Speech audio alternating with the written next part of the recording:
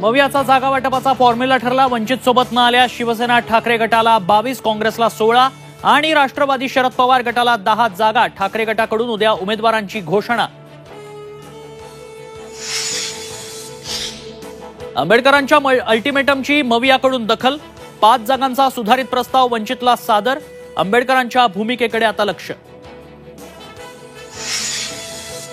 महायुतीतही 3 जागांवरनं तिढा। ठाणे, पालघर आणि रत्नागिरीच्या जागेवरून वाद। 3 पैकी 1 जागा भाजपला देण्यास शिवसेनेचा नकार। 28 मार्चला महायुतीच्या जागा वाटपाची घोषणा होणार। अजित पवारांची माहिती। बारामतीवर काही काळ सस्पेन्स ठेवलेलाच बरा, मात्र तुमच्या मनातला उमेदवार देणार। अजित पवारांचं सूचक वक्तव्य। नाशिक लोकसभेच्या जागेसाठी राष्ट्रवादी अजित पवार पक्ष आग्रही। भुजबळांच्या नावाची चर्चा। अजित पवारांनी उद्या बोलावली बैठक। मुंबईच्या धरणांमध्ये केवळ 32% पाणी। 2 महिने पुरेल एवढाच साठा शिल्लक। जुलैपर्यंत पाणी पुरवण्याचे महानगरपालिकेसमोर खडतर आव्हान।